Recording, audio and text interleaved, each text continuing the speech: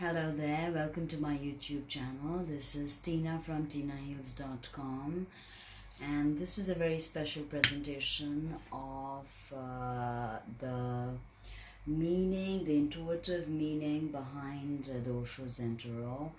And of course, if you know about the Osho Zen Tarot, you know that none of the major minor arcana actually, some of them have the same traditional names, but a lot of them, I would say most of them, they don't have the same traditional names.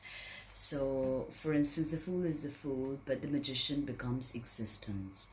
So how do you read with the Osho Zen Tarot? How do you use it as a tool of self-actualization? Don't forget to visit my website www.tinaheals.com and let us get started. Before we start, I will sound the bell and sound it 3 times, and you concentrate. Just keep your spine straight, inhale and exhale, and listen.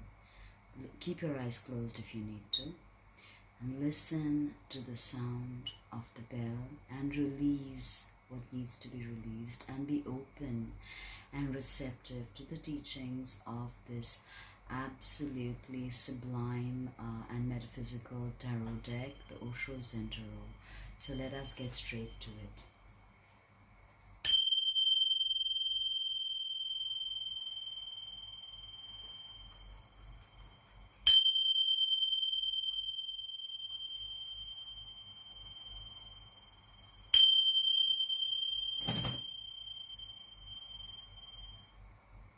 So that was slight invocation to the spirits.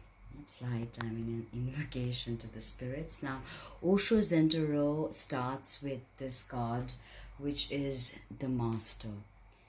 Okay, so always remember, this is not the Fool.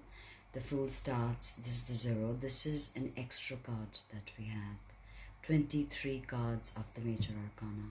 This is the Master inviting you to the deep mysteries underlying the symbology of the tarot, combining with the age-old tradition of Zen, synthesizing it for modern contemporary use. So we place the Master here, and we always remember that this is, after all, about self-mastery. So let us begin. We have, this will be a smaller presentation, and I will be rushing through the cards slightly, but remember that I will create a much larger and detailed presentation for my Patreon page. You can subscribe and become a patron and receive regular updates and become a part of my network. You will have access to fantastic content, all things metaphysical, esoteric, tarot, astrology. And now, this is the first card of the major arcana. This is card number 0. Zeros are about new potentials, new beginnings, a new directionality. And Osho also calls his 0 number card the Fool. The Fool is innocent. The Fool is vulnerable. The Fool is ready to take a chance and experience life. Think of the Fool as your soul, and think of the journey of the Fool through the major arcana as the journey of your soul through the material world, and how you can find your way back home, way back to source code. So the Fool is about living moment to moment. The Fool is about new ideas, new potentialities seeping into our life. It's very fascinating, actually. And in the Rider and Waite deck, we have a white dog that accompanies the Fool. The white dog is almost like a daimon or familiar. That is, it's the Fool's intuitive awareness. Now, this card is related to the Joker in the normal playing cards, and Osho has something beautiful to say about it. He says that moment to moment, and with every step, the Fool leaves the past behind. He carries nothing more than his purity, innocence, and trust, symbolized by that white rose in his hand. The pattern on his waistcoat contains the colors of all 4 elements of the tarot, indicating that he's in harmony with all that surrounds him. His intuition is functioning at its peak. So this is a very intuitive card, remember that. And it is about starting something new. Trust, keep your heart open. Remember, even if people fail you, experiences fail you, you need to open your heart. Your trust must be tremendous. This is the energy. Okay, and pure, uncorruptible. Understand that being a fool in the Taoist sense, in the Zen sense, is about relearning the metaphysical truths. Don't try to create a wall of knowledge around you and think that you know best, because you don't. Life is the greatest teacher. Whatever experiences come to you, let it happen. And then keep on experiencing more. Grow and grow. Go on cleaning your mind continuously. Go on dying to the past so you remain in the present, here now, as if you were just born a little child. Now remember, in the beginning, the fool is not easy. The soul in its infancy, it's like starting a new cycle. So remember the beauty and purity of this journey. The second card is the Magician of the Tarot. And Osho calls his magician existence. The magician is female and she has her back turned. She has her back turned towards us. And she is beautiful. She's naked in her raw power, and she sits on this lotus leaf of perfection, gazing at the beauty of the night sky. Now remember, the magician is about creating alchemy. It's about a worldly wisdom as well as the power to control unseen forces that operate in human lives. This is a very deeply metaphysical and a very complex symbol. He's got everything he needs in front of him. The pentacles, the swords, the cups, wands, being creative fire, emotions, ideas, logical understanding, connection, fertility. Now remember, this is about latent powers being brought into manifestation. This is about what we consider illusion and what we consider reality. There is no trickery with the magician, okay? This is about us using our intuition as well as our practical skills and to create our own universe. Actually, what is she doing? She's creating this universe, and it is beautiful. She understands we are all one in this dance of life. We tend to forget this as we pursue our private agendas, and we believe we must fight. We need to fight to get what we need, but it's this sense of separateness. This is just an illusion manufactured by the narrow preoccupations of the mind. The mind can be a great deceiver. Listen not. Understand that you, like the magician, you're not accidental. Existence needs you. Without you, something vital will be missing in the universe, and nobody and nothing can replace it. This is what gives you magic. This is what gives you a dignity. The whole of the universe is magic that you create. Okay? Everything will be vacant without you. This is a tremendous understanding and a tremendous sense of relatedness to existence. To know existence cares for you. Now, moving on to the next card, we have the High Priestess, and Osho calls his High Priestess the inner voice, because The High Priestess is the most mysterious card of the major arcana. Major arcana is secrets. She is the feminine spiritual power, and she's the goddess. Okay, whether you call her Yamaya, you call her Almighty, Kali, Durga, Demeter, Hecate, she is the mother. She in the Rider in Waite, she holds the Torah, by the way. But in here it's different. And here she is free. She's flying. It's a flight, and she has two pillars. J and B, Jacqueline and Boaz, in the Masonry language. Understand that she is about the Akashic worlds, the other realms. She is about reconciliation of the opposites, the binaries, who understand the universal law. She teaches you that law. She is the she sits at the doorway to a temple, and she is welcoming you to learn, to be prepared to see the beauty, the magnificence of existence. She could represent something hidden. Now, the inner voice speaks not only in words, but in the wordless language of the heart. It is like an oracle who only speaks the truth. If it had a face, it would be like the face at the center of this card, alert, watchful, and able to accept both the dark and the light, symbolized by the two hands holding the crystal. Binaries. The crystal is the clarity that comes from transcending all dualities. This inner voice can be playful, it can be deep, and it takes you to the very depths of your emotions. It makes you take a plunge there, and then you emerge again to soar towards the sky like the two dolphins dancing in the waters of life. Surreal. They are creating this cyclical process. Okay, this is a meditation. Okay, this is about listening to your higher self. You're walking, it's truth. You're sleeping, it's truth. You're speaking, it's truth. But what is truth?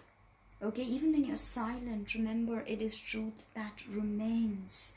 This is all about the medicine that is within you. It's not external.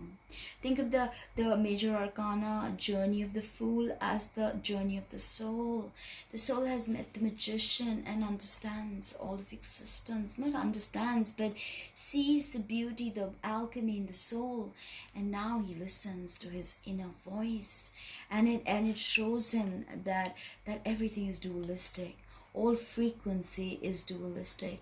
Then we have the mother archetype. The Fool is ready, the soul is ready to meet the mother who brings the soul into life, into 3D existence. And she is a nurturer.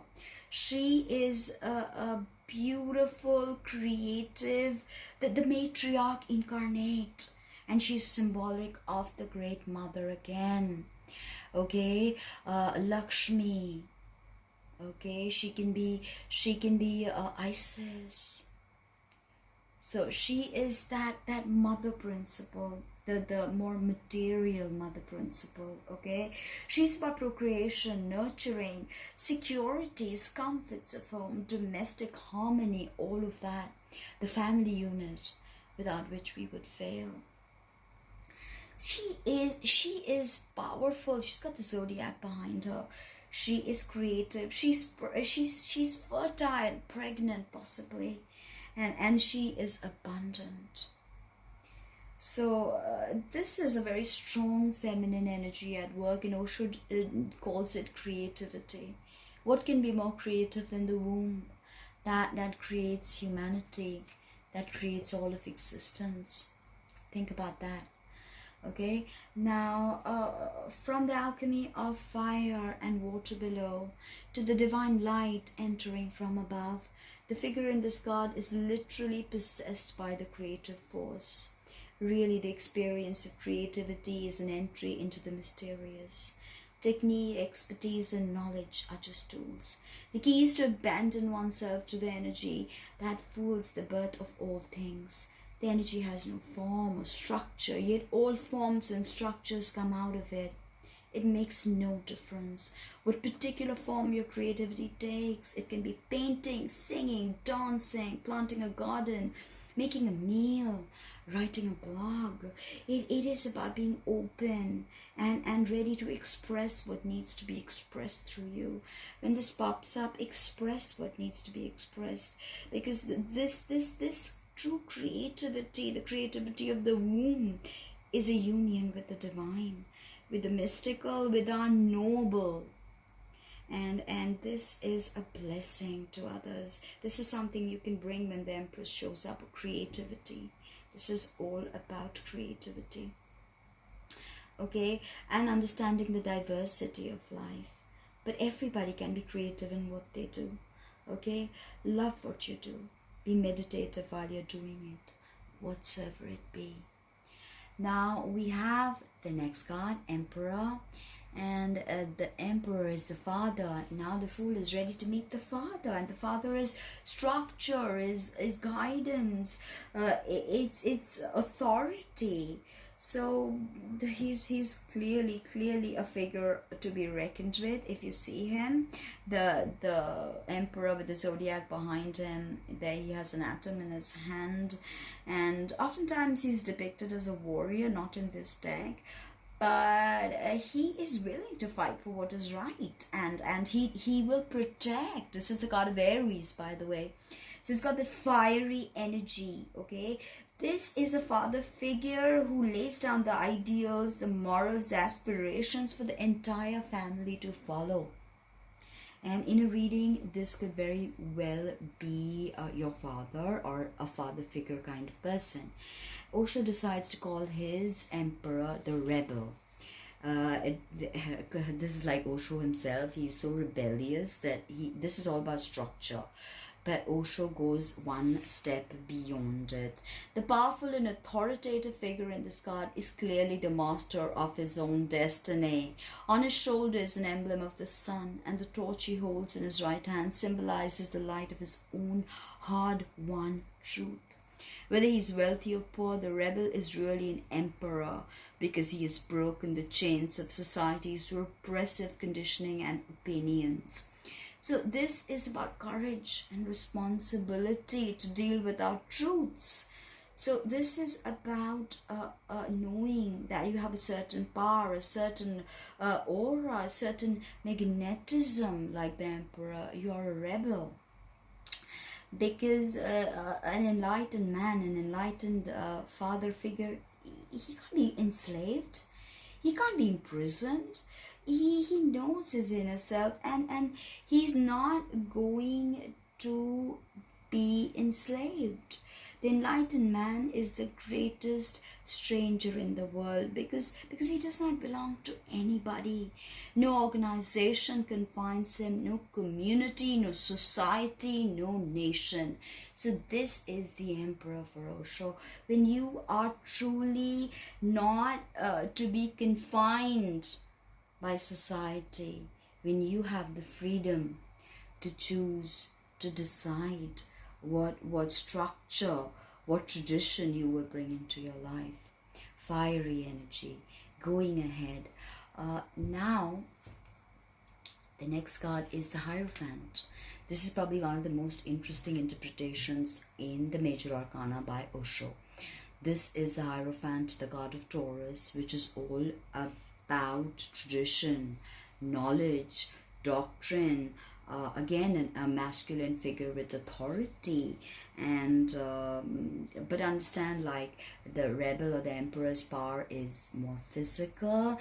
This is a father figure whose power is in the spiritual realms. He's the pontiff, and he is about messages from the spirit world. He is a representation of religious spiritual authority, and like the High Priestess, the Hierophant is also seen between two pillars. See, a doorway again, a duality. He is responsible for making spiritual decisions, and he's responsible for blessing people.